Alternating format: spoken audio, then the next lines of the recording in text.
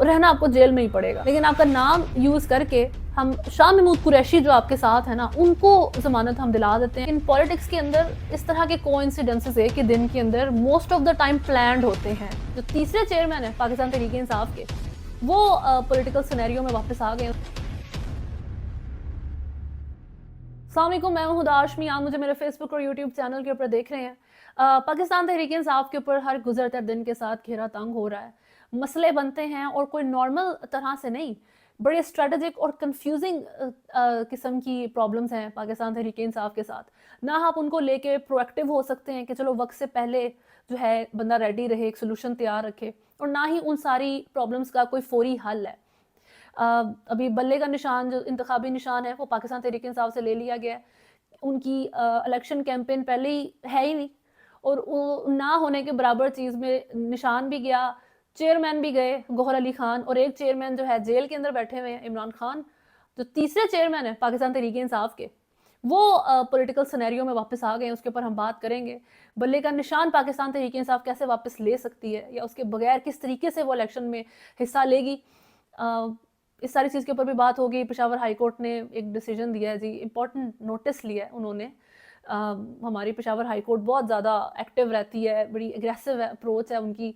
तो ये सारी चीज़ पॉलिटिकल अलाइंसेस जो हो रही हैं बहुत इंपॉर्टेंट। इलेक्शंस हैं, इलेक्शन से पहले यही काम होते हैं। इन सारी चीज़ के ऊपर बात होगी, लेकिन उससे पहले अगर आपने चैनल को फॉलो नहीं किया हुआ तो अभी सब्सक्राइब करें, वीडियो को लाइक एंड शेयर ज़रूर करें। सबसे पहले बात कर लेते हैं पाकिस्तान तहरीक इंसाफ का जो इंतखाबी निशान गया है और उसके क्या चैलेंजेस होंगे, क्या उसको उसके बारे में पाकिस्तान तहरीक इंसाफ कुछ कर सकती है या नहीं कर सकती है, और ये क्यों हो रहा है पाकिस्तान तहरीक इंसाफ इमरान खान के साथ। पहला क्वेश्चन ये है, थोड़ा थोड़ा करके मसला क्रिएट पाकिस्तान तहरीक इंसाफ के लिए क्यों किया जा रहा है। अभी इंतखाबी निशान तो गया है, साथ जो इलेक्शन कमीशन ने एक सिर्फ गौहर अली खान के इंट्रा पार्टी इलेक्शन को लेके ये डिसीजन नहीं दिया, बड़े थॉरली उन्होंने पीटीआई को चेक किया है, उनका जो इलेक्शन कमिश्नर से लेके इंट्रा पार्टी इलेक्शन और ये सारी चीज़ें, और उसके बाद उन्होंने डिसीजन दिया कि ये तो सारा का सारा सिस्टम ही इलेक्शन का पाकिस्तान तहरीक इंसाफ का गलत चल रहा है। तो इस लिहाज से इनके पिछले इंट्रा पार्टी इलेक्शंस भी गलत थे, लेकिन उसके ऊपर कुछ नहीं किया गया क्योंकि तब इमरान खान साहब रडार पे नहीं थे, अब वो हैं। और इस तरह के जो इंट्रा पार्टी इलेक्शंस को लेके इतना ज़्यादा स्क्रूटनाइज पहली दफ़ा ही किसी पॉलिटिकल पार्टी को किया जा रहा है। अदरवाइज यही बात कि जी नवाज और भुट्टो वगैरह के आप निकाल के देखें तो कभी ऐसा बंदा उनकी पार्टी में चेयरमैन नहीं बना जिसके नाम के आखिर में भुट्टो या नवाज ना आता हो। तो ये बात लेकिन रडार पे हैं, तो फिर आपके साथ वो सब कुछ होगा जो पहले किसी और के साथ नहीं हुआ। अभी इलेक्शंस के लिए और इंतखाबी निशान के लिए पाकिस्तान तहरीक इंसाफ जो कर सकती है वो ये है कि वो इसको, उन्होंने कह भी दिया कि हम हाई कोर्ट में इसको चैलेंज करेंगे। पेशावर हाई कोर्ट वैसे भी बहुत सॉफ्ट कॉर्नर रखती है पीटीआई के लिए, और ये बात अक्यूज़ भी किया जा रहा था जज इब्राहिम खान को कि ये शायद इमरान खान से या तो ख़रीदे गए हैं, या वोटर हैं, या सपोर्टर हैं पीटीआई के, जो इतना ज़्यादा हर वक्त उनके हक में बात करते रहते हैं। अब ये बात आप सुप्रीम कोर्ट के बारे में भी कह सकते हैं कि क्योंकि उन्होंने भी बड़ा सॉफ्ट कॉर्नर दिखा दिया है पाकिस्तान तहरीक इंसाफ के लिए। लेकिन बहरहाल पेशावर हाई कोर्ट में वो उसको चैलेंज कर सकते हैं, और अगर वहाँ से उनको उसका सेटिस्फैक्ट्री आंसर नहीं मिलता या उससे भी कुछ बेहतर चाहते हैं तो वो सुप्रीम कोर्ट में भी जा सकते हैं। तो पीटीआई हैव ऑप्शंस। क्वेश्चन यहाँ ये लाई करता है कि ऐसा करने की ज़रूरत क्या है ना, यानी कि एक प्रोसेस ही है। अगर आप सोचें कि जी पेशावर हाई कोर्ट कह देता है कि जी इनका इलेक्शन इंट्रा इलेक्शन ठीक थे, इनका निशान वापस करें, या फिर वो नहीं कहते तो सुप्रीम कोर्ट जाना पड़ता है। सुप्रीम कोर्ट कह देती है, जिस तरह अभी उन्होंने रिलीफ दिया है साइफर केस में, कंप्लीटली उन्होंने स्नब कर दिया है हाई कोर्ट को कि आप ही किस तरह का केस चला रहे हैं साइफर का इमरान खान के ऊपर, कोई बेसिस ही नहीं है इसकी। तो ऐसे तरीके से अगर सुप्रीम कोर्ट ने इलेक्शन कमीशन से बात कर दी कि ये क्या आपने इंट्रा पार्टी इलेक्शन का मसला बना दिया, बाकी सबको भी पकड़े जाके, फिर तो ये इंतखाबी निशान अभी इनको वापस करें। अगर इस किस्म की हरकत हो गई तो बात यह कि ज़रूरत क्या थी इन द फर्स्ट प्लेस। ज़रूरत मुझे जो लगता है पाकिस्तान तहरीक इंसाफ को बिजी रखने के लिए इस तरह की सिचुएशन क्रिएट की जा रही है। इनकी इलेक्शन कैंपेन जिस तरीके से वो करना चाहते हैं, अगर आप उन्हें कम्प्लीटली फ्री रहने दें और जिस तरह से वो चाहते हैं उस तरीके से कर लें, तो बहुत डिफरेंट रिजल्ट होगा। बहुत डिफरेंट तरीके से जो है मुल्क के हालात और लोगों का मिजाज और हर चीज़ बदल जाएगी। लेकिन उनको वो कम्प्लीटली तौर पर रोक भी नहीं सकते, साइड पे भी नहीं कर सकते। There are certain rules and regulations of course, Pakistan के अंदर भी थोड़ी बहुत हैं। तो इन हालात में जो पाकिस्तान तहरीक इंसाफ के साथ और इमरान खान के साथ कर सकते हैं ना, वो ये है कि उसको थोड़ा बिजी रख सकते हैं।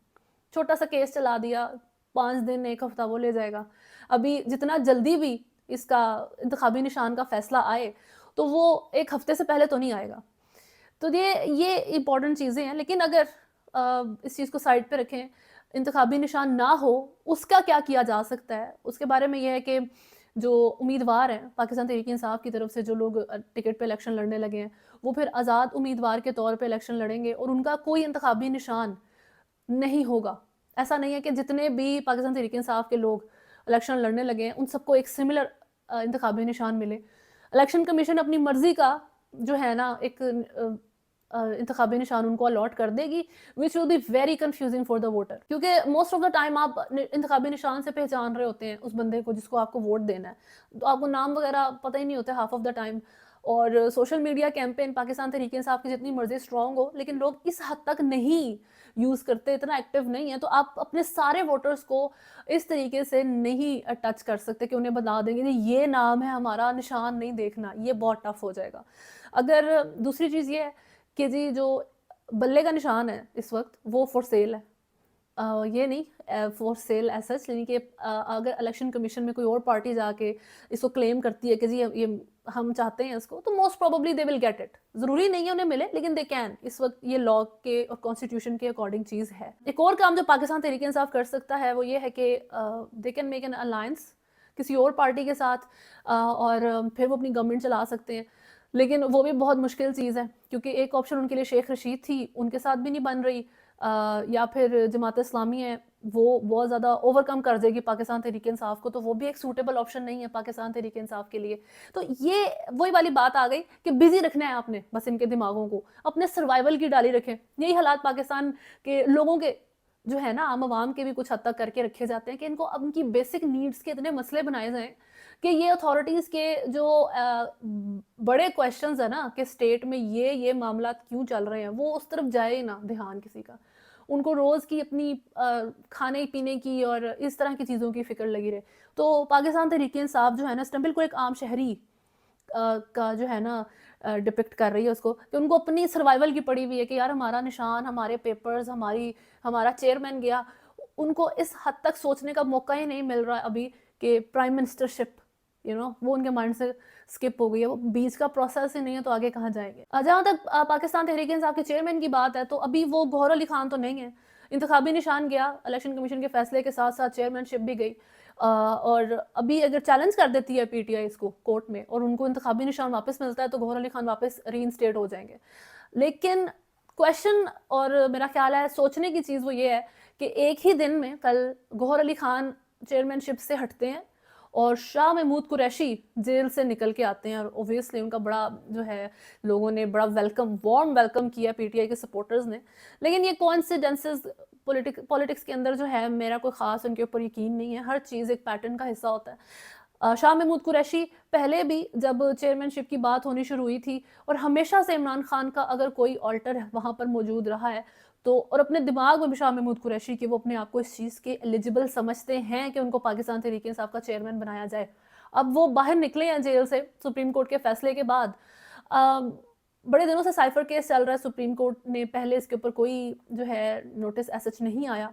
इंटरसेप्ट की रिपोर्ट के बाद थोड़ा बहुत आ गया, चलें बेस बन जाती है कि हाँ इस वजह से जो है ना सुप्रीम कोर्ट ने लीनियंसी दिखा दी है। लेकिन अगर शाह महमूद कुरैशी अपनी वैसे ही इस वजह से बाहर निकले कि उनकी ज़मानत मंजूर हो गई है, या उनकी कोई डील हो गई है, या वो चेयरमैनशिप के लिए जो है ना पसंद कर लिए गए हैं पाकिस्तान तहरीक इंसाफ की, ये टाइम ही बताएगा इस बारे में। खैर सारी टाइमलाइन बड़ी इंटरेस्टिंग है ना, एक ही दिन में होना कि इमरान खान साहब आपको हम आपकी ज़मानत मंजूर करते हैं और you are free to go, but you can't leave, क्योंकि 2 केसेस में तो ऑलरेडी आप अरेस्टेड हैं, तो रहना आपको जेल में ही पड़ेगा। लेकिन आपका नाम यूज़ करके हम शाह महमूद कुरैशी जो आपके साथ है ना, उनको ज़मानत हम दिला देते हैं, बाहर निकाल देते हैं, और उसी एक दिन में आपका हम इंतखाबी निशान भी ले लेते हैं, और आपका caretaker chairman Gauhar Ali Khan वो भी हटा देते हैं। लेकिन जो शाह महमूद कुरैशी हमने अभी ज़मानत जिनकी करवाई है, अगर वो हमारे कंडीशंस पर पूरा उतरें तो हम उनको चेयरमैन भी बना सकते हैं, क्योंकि वो खुद भी अपने आप को काफ़ी एलिजिबल समझते हैं इस पोजीशन के लिए। खैर ये एक कम्प्लीटली हाइपोथेटिकल ग्राउंड्स के ऊपर बात की है मैंने, इसका कोई एविडेंस नहीं है, वो तो वक्त ही बताएगा। लेकिन पॉलिटिक्स के अंदर इस तरह के कोइंसिडेंसेस एक ही दिन के अंदर most of the time planned होते हैं, कोइंसिडेंस नहीं होते। अभी फर्दर ये कि जो पेशावर हाई कोर्ट है हमारी, उन्होंने उधर जो वैसे भी न्यूज़ में रहते हैं, जो जज इब्राहिम खान है, वो भी पहले ट्विटर पर ट्रेंडिंग में रह चुके हैं, उन्होंने एक आज खुद नोटिस लिया है। इंटरनेशनल ट्रांसपेरेंसी इंटरनेशनल की रिपोर्ट है जिसके अकॉर्डिंग दूसरा सबसे करप्ट इदारा पाकिस्तान का जो है वो अदलिया है। पहला पुलिस है, दूसरा अदलिया है। उन्होंने उन सारों को जी कोर्ट में तलब कर लिया और खुद हेयरिंग की है उसकी। उसमें उन्होंने कहा है कि पहले तो वो सब जो ट्रांसपेरेंसी इंटरनेशनल के रिप्रेजेंटेटिव अपने वकला के साथ वहाँ पहुँचे हैं और उनको इब्राहिम खान ने कहा है कि एविडेंस दें, किस बेस के ऊपर आपने ये डिसीजन दिया है, किस बेस के ऊपर ये लिस्ट बनाई गई है, और जो जो लोग और जिन जिन लोगों की वजह से आपको लगता है कि दूसरे नंबर पर अदलिया करप्शन में आप रख सके हैं, उनके नाम दें एविडेंस के साथ, तो हम उनको इबरत का निशान बनाएंगे। फिटिंग सजाएं दी जाएंगी उनको। लेकिन अगर आपके पास एविडेंस नहीं है तो आप ये लिस्ट बदलें और अदलिया का नाम इस लिस्ट से हटाएं। सीधी बात। सही है, why would he take anything against his institution जिसका वो खुद हिस्सा है। तो उन्होंने अच्छा किया उसका, उन्होंने अगर लिया है। पुलिस को तो कोई फ़र्क नहीं पड़ा, उन्होंने नहीं कहा कि हम गलत पोजीशन पे हैं। वो फौरी तौर पे एडमिट कर गए थे कि जी हम हैं सबसे करप्ट इदारा, हम उसके ऊपर काम करेंगे। ये पंजाब पुलिस ने कहा था कि हाँ we have to work on this, we need to work on this. ये नहीं कहा था कि जी हम सबसे करप्ट हैं। खैर, अभी जो पॉलिटिकल अलायंस की बात हो रही थी वो फैसल वाडा की जो साबिक सदर आसिफ अली जरदारी के साथ मीटिंग हुई है।